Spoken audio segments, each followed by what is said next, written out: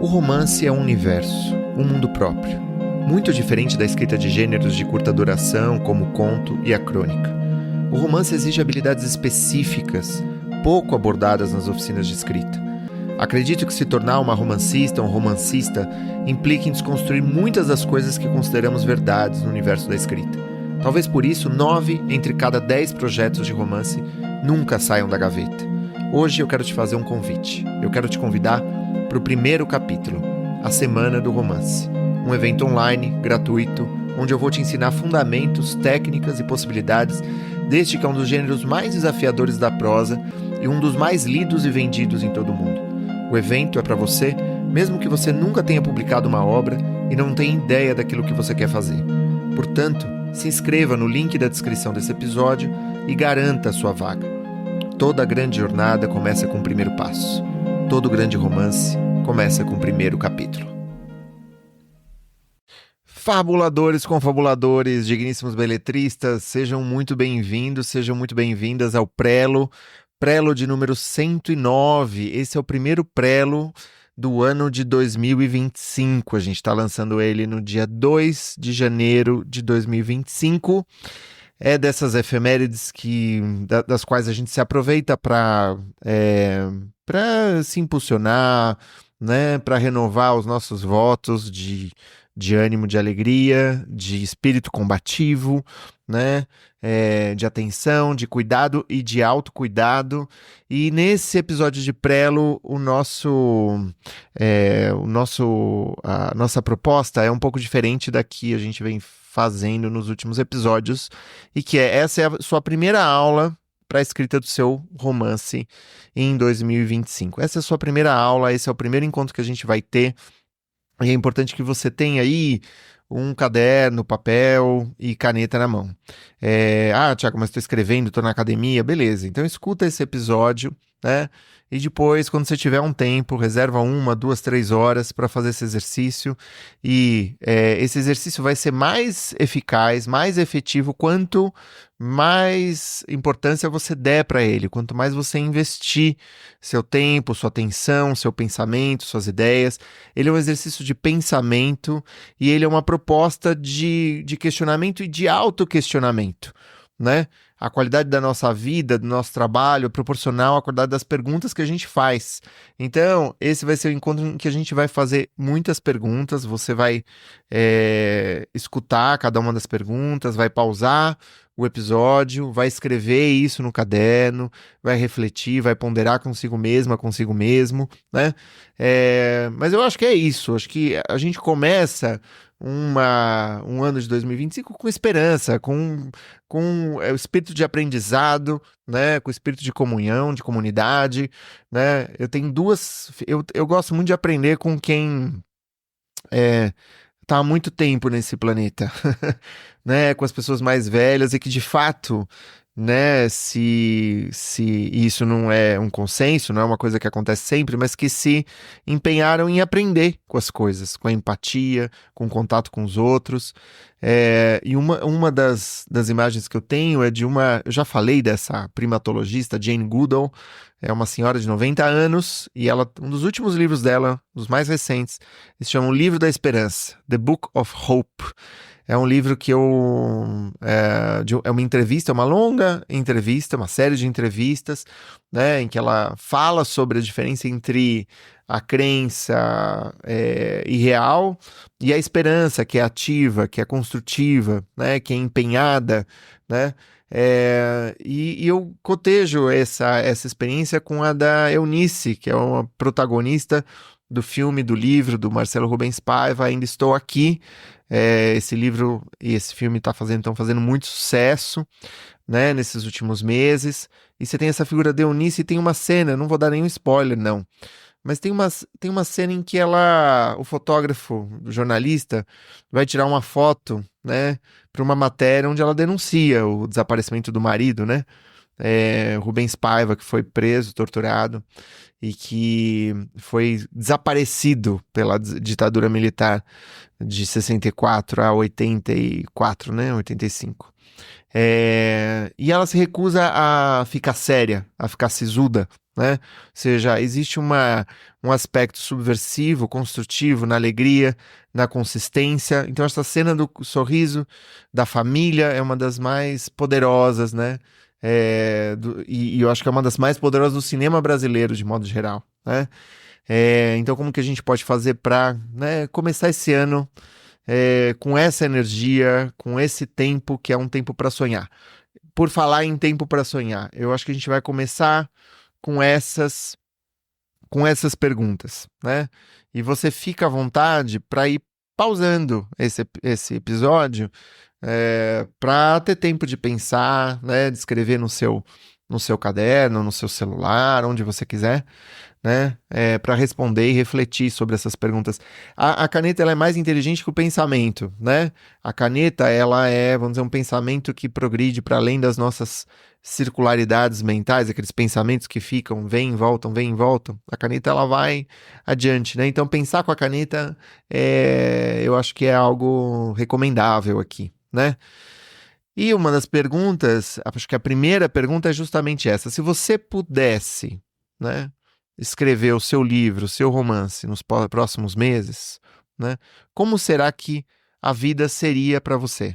Como que é a vida para você com um romance escrito, concluído nos próximos meses? Como que você imagina esse cenário, né? Quão motivada, quão motivado você tá para escrever o seu livro em 2025, né? O que que isso faria com a sua vida? O que que isso provocaria, né, na sua vida nesse momento dado, né? Seja detalhada, né? Detalha bastante nessa descrição, né? Quanto mais a gente puder descrever, fabular, inventar, criar possibilidades, eu acho que mais expansivo vai ser esse exercício, né? E qual que é o porém? Qual que é o obstáculo, né? Eu acho que são essas as primeiras perguntas, né? Mas não é esse ainda propriamente o exercício. O exercício, ele vem depois da vinheta. Olá, meu nome é Thiago Novaes, você está no Prelo. Pois é, e se eu te dissesse que o segredo para que você tenha o seu ano mais potente, mais produtivo, mais criativo em 2025 reside no ano de 2024? E se eu te dissesse que as lições que você precisa aprender estão aí esperando que você perceba a sua natureza? É isso. As questões que você precisa responder na sua vida, elas já estão aí, né? A tua vida já está fazendo essas perguntas para você, né? Os seus desafios, as coisas que você sabe, que você não sabe, aquilo que você já sabe que é o seu próximo passo, que é a próxima coisa que você precisa fazer para crescer, né? Para se sentir menos para baixo, né? Tá aí guardado no ano de 2024. Então, o exercício que a gente vai fazer é voltar um pouquinho para 2024, né? É muito maluco porque eu não sei quem de vocês já viu um meme desses das redes sociais. Uma mulher carregando uma máquina de lavar. Ela provavelmente comprou uma máquina de lavar usada, ela tá fazendo uma mudança, mas ela tá fazendo tudo sozinha, né? E o meme mostra essa mulher carregando sozinha uma máquina de lavar, pesadíssima, né? Escada acima num metrô, né? Ela tá fazendo tudo sozinha e aquilo vira um símbolo do sujeito que assim, que não aceita ajuda, que não aceita aprender, que não aceita escutar dos outros, né? Que não deixa que alguma mensagem reverbere, né, na própria vida, que não vá atrás das pessoas que antecederam, né, você nesse caminho, que eventualmente, né, combateram os mesmos obstáculos, né, e criaram suas soluções. Nenhuma solução é definitiva, nenhuma dessas soluções é absoluta, mas são soluções que estão à disposição, né, e que, né, eu acho que é isso, as nossas experiências, as nossas trocas estão aí para nos ensinar. Eu acho que uma das coisas que tem sido, né, marcada nesses últimos anos é que as pessoas elas estão cada vez mais solitárias, elas estão cada vez mais sozinhas, elas têm mais dificuldade de trocar, de conversar, de aprender com os outros, né? Elas se deixam marcar muito rapidamente pelas diferenças, né? E não pelas semelhanças, pela empatia, né? E vão criando muros, né? Vão erguendo muros, vão erguendo silenciamentos, né? Ou seja, e a ideia é que a gente abaixe isso, né? Que a gente consiga aprender com os outros, né? E não só com os outros, mas também com essa experiência que foi a nossa experiência de 2024. Então é isso, eu espero que você já esteja com seu caderno, com sua caneta nas mãos. Eu adoro pensar com meu caderno, com a minha caneta, é um exercício que eu faço sempre. Esse exercício que eu estou propondo para você, eu fiz, faz pouquíssimos dias que eu fiz, e ele me ajuda muito. Você não tem é poderosíssimo esse exercício, então não subestime, né? Muitas vezes fala, mas é simples. Pois é simples, mas é poderoso na mesma medida, tá? Então é isso. 2024, guarda o segredo para que você cresça, para que você escreva melhor, né? Para que você seja reconhecido em 2025, né?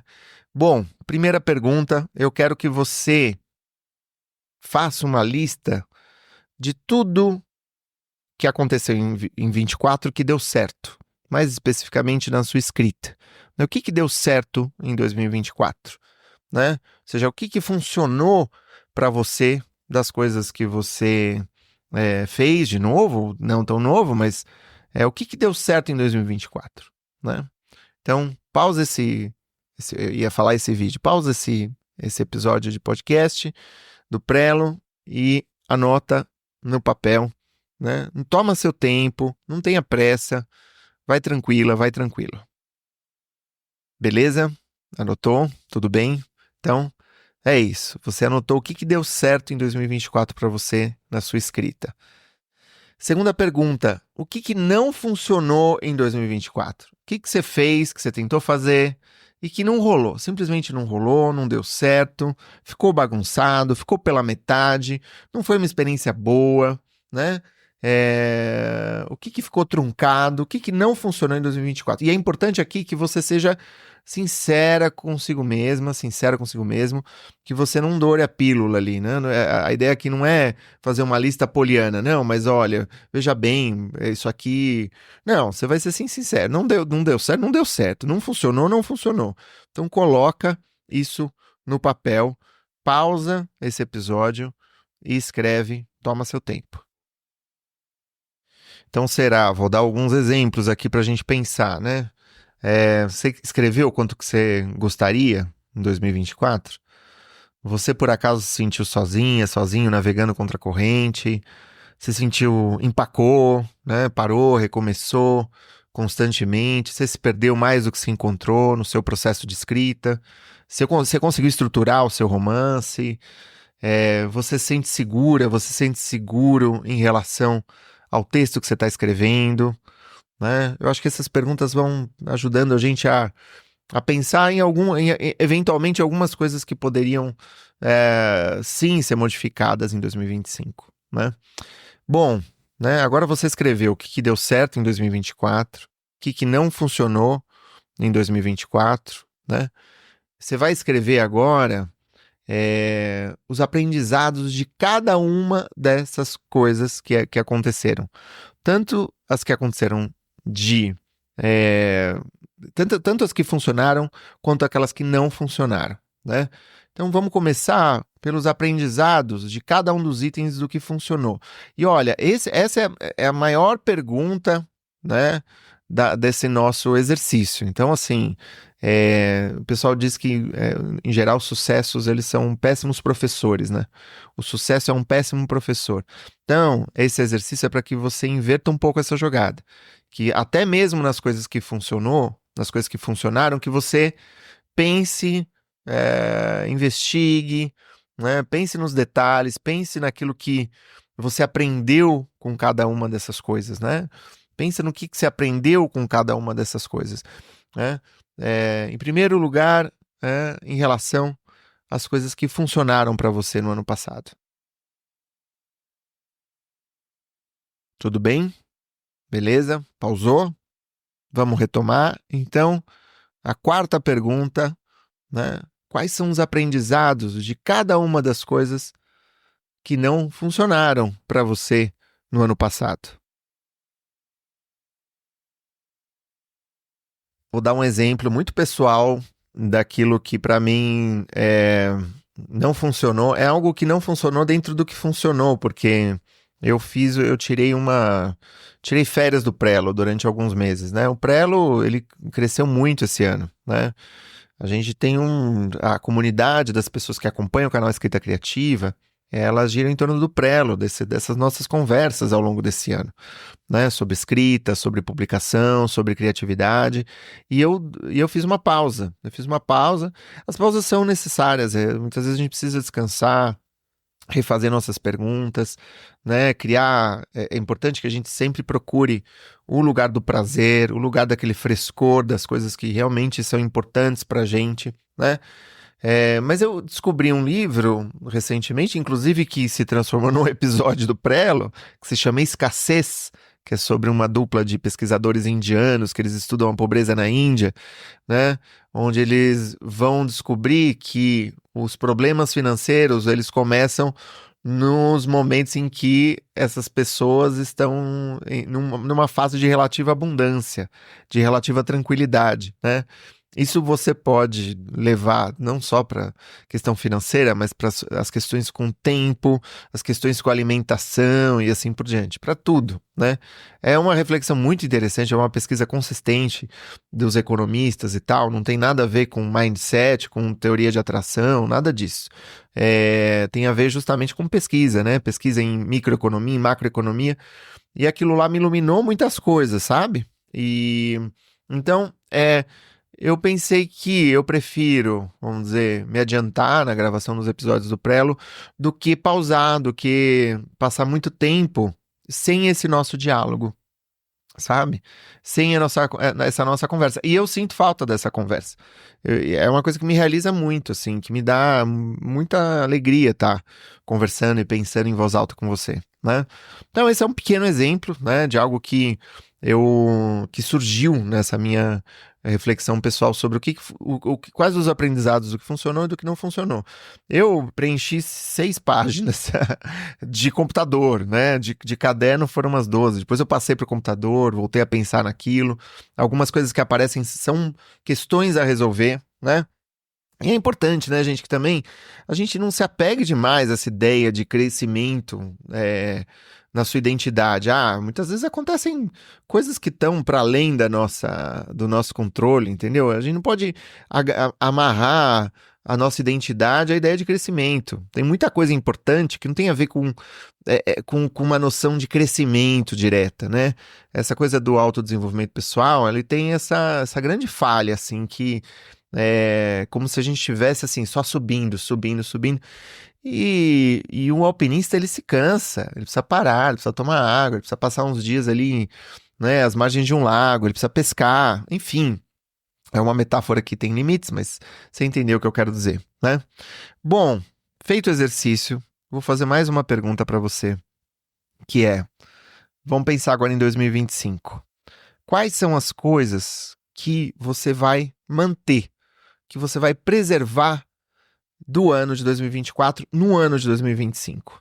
Vou repetir quais são as coisas que você vai preservar do ano passado nesse ano que se inicia. Próxima pergunta. O que você não vai mais fazer? O que você vai deixar de fazer nesse ano novo? O que não funcionou? O que não te fez bem? Sabe? Muitas vezes tem coisa que até funciona, né? É algo que você sabe fazer, mas não te faz bem, não é o que você quer fazer mais, você quer parar de fazer aquela coisa.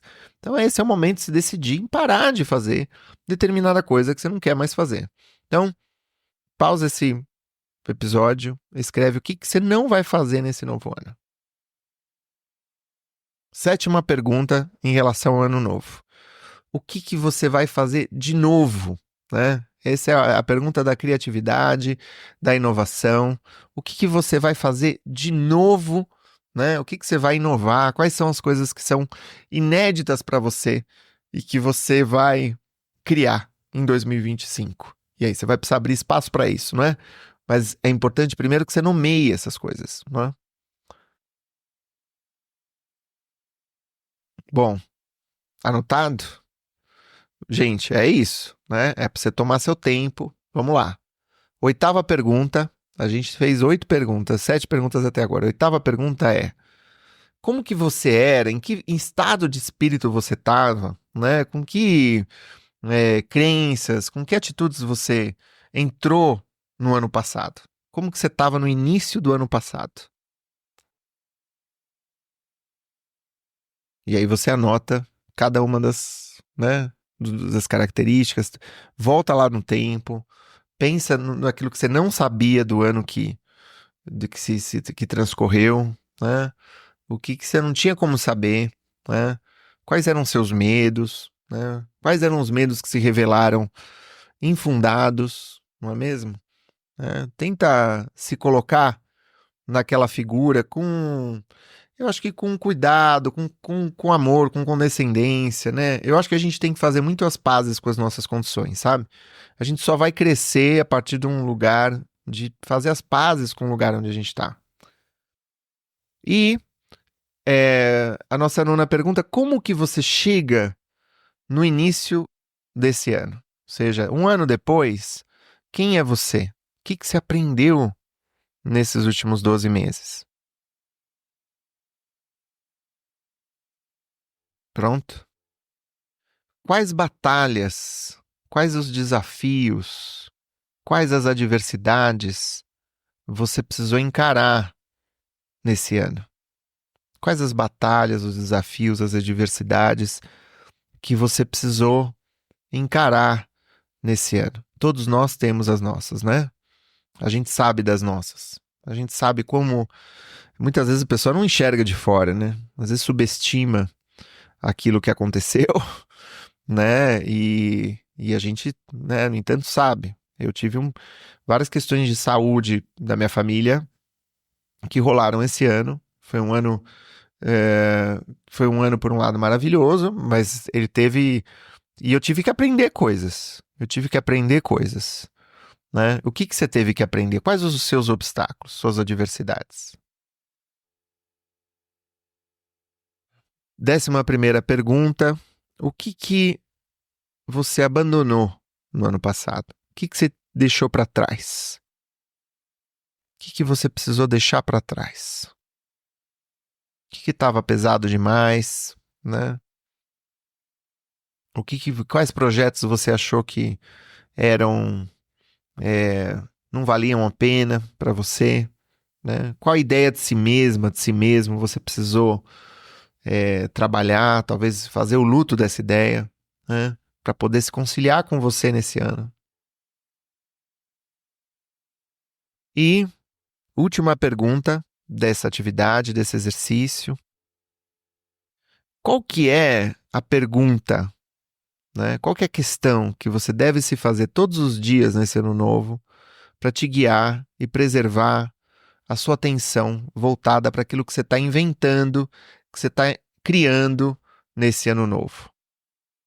Qual que é a pergunta que você precisa fazer para você todos os dias, que você pode fazer para você todos os dias nesse novo ano e que vai te guiar e preservar a sua atenção naquilo que você está criando, naquilo que você está inventando, né? Naquilo que você quer para você nesse ano? A partir de tudo isso que você descobriu sobre si mesma, sobre si mesmo nesse exercício de análise do ano passado, né, de triagem das atividades desse ano novo, né? Qual que é a sua questão para esse novo ano? Ou par de questões, não é? Então, por exemplo, algumas questões que poderiam me nortear. Em que medida que ser realista ou responsável, entre aspas, me impediu de ter a vida que eu desejo? Que medida que ser supostamente realista ou responsável me impediu de ter a vida que eu desejo? Que medida que essa síndrome de bom mocismo, né? Às vezes um excesso de escrúpulos pode estar no caminho de você criar a tua vida. Como que ter feito ao longo desse tempo todo o que você supostamente deveria fazer te afastou da vida que você deseja? E se você fizesse o contrário do que os outros estão fazendo? Hã? Isso é uma pergunta. Se eu fizesse o contrário? Claro, não o contrário de não vestir a meia na mão, né? O contrário das coisas que não tem funcionado para ninguém, não é? Não funciona para sua amiga, para o seu amigo, né? Você fala, eu vou fazer diferente deles. Vou fazer diferente. Eu vou ser pioneira aqui, né? E quais as consequências de você seguir fazendo o que você sempre fez ao longo dos próximos 2 anos, 5, 10, 15 anos? Quais as consequências que teriam aquilo que você tem feito, né, todos os anos, todas as semanas, para você mesma, para você mesmo e para os seus, nos próximos 3, 5, 10, 15 anos? Bom, essas são algumas perguntas, né? Eu quero te deixar com algumas dessas perguntas, com essas perguntas, com esse exercício. E eu quero te dizer que eu fico muito animado, né, com tudo que esse ano promete para você, para mim, né? Para as pessoas que você vai encontrar nesse caminho, para as coisas que você vai descobrir, né? De fato, o que a escrita pode nos ensinar. Um exercício desse é um exercício de escrita também, né? De autoficção, né? E de auto-não ficção, de alguma maneira, né? É, eu acho que eu vou deixar uma mensagem para a gente acabar esse episódio. Os piores conselhos que eu recebi quando eu comecei a escrever foram: siga sua paixão, faça o que você ama e você não vai precisar trabalhar um único dia da sua vida. Sabe esses conselhos que olha, não, siga a paixão, siga a paixão. Olha, nada pode ser mais distante da realidade, eu vou te dizer por quê. Eu escrevo e publico romances, ensaios, crônicas há mais de 20 anos. Esse ano vai dar 21 anos que eu publico, né? Meu primeiro livro foi em 2004. Hoje eu vivo das atividades ligadas à escrita. Eu não trocaria essa vida por nada. É uma vida maravilhosa, né? Mas acredita, é trabalho, de fato é trabalho, né? E isso leva a gente a pensar nas coisas que a gente precisa aprender para desenvolver esse trabalho. Qual que é o trabalho da escrita? Em primeiro lugar, ler muito, saber se apropriar dos conhecimentos de uma maneira autoral, saber contar uma história, saber identificar qual que é a história que apenas você vai poder contar, tá disposta a expressar uma verdade quando todos os outros optam pelo excesso de escrúpulo, né? Se livrar de maneirismo, se livrar de trejeitos na escrita, de todo o melodrama que pode aparecer nos seus textos, né? Agora, a gente não nasce sabendo essas coisas. A gente aprende, a gente desenvolve.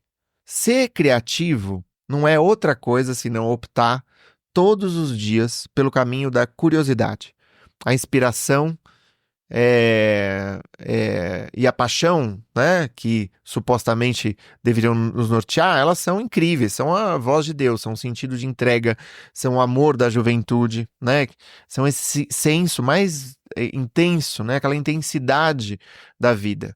Mas o esforço de constância, né, de prática, da prática criativa, nem sempre a paixão comparece, ela não está lá todo santo dia, né? Tem dias que você tá deprimida, tem dias que você gostaria que alguém dissesse o que você deveria fazer, tem dias que a vontade de desistir reaparece mais uma vez, né? E muitas vezes vai parecer fácil simplesmente parar. E por que a gente acaba não fazendo isso? Porque a literatura, ao fim e ao cabo, é a maior das nossas convicções, né? Se entregar ao trabalho criativo, passar os dias entre os livros, se assenhorar do próprio tempo, do próprio pensamento, das próprias ideias, construir a vida que você quer levar, né? Porque se o pior conselho é seguir a paixão, o segundo pior conselho que eu já recebi olha, você só vai trilhar o caminho percorrido pelas conveniências, né? O caminho das conveniências, né? É se deixar guiar pelo medo e por uma ideia obsessiva de segurança, né? Num mundo de gente dizendo que você não pode, que você só tem que se ater às coisas que você já tem, à sua condição, né? Ou seja, tem muita consciência das nossas condições, né? Ou seja, que você deve se contentar com a sua versão mais resignada. Eu opto sim por acreditar que a gente pode. Eu sou um professor, né? E o professor é aquele que diz, sim, isso aí é para você, né? Entre a positividade tóxica e uma certa consciência crítica totalmente impotente e, no fundo, provinciana, doméstica, eu vou ficar com os livros, eu vou ficar com a escrita, que para mim sempre foi terapêutica, sempre foi zen, sempre foi uma resistência às coisas que estão erradas no mundo e também uma busca por tudo aquilo que é belo, é singelo, né? E é uma só vez forte e frágil. Pessoal, a gente chega ao final de mais um episódio. Não esqueça de se inscrever, de favoritar no seu tocador favorito, de fazer um comentário, fazer uma pergunta pra gente no Spotify, no seu tocador favorito. E a gente se vê no próximo episódio. Um grande abraço e até mais. Tchau!